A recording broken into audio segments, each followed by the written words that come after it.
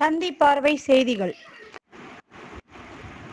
குடியாத்தம் அம்மா மக்கள் முன்னேற்ற கழகத்திலிருந்து சுமார் 100க்கும் மேற்பட்டவர்கள் கட்சியிலிருந்து விலகி அமமுக நகர கழக செயலாளர் சேவல் நித்யானந்தம் தலைமையில் 100க்கும் மேற்பட்டவர்கள் முன்னாள் அமைச்சர் சி வீரமணி அவர்கள் முன்னிலையில் அதிமுகவில் இணைந்தனர்.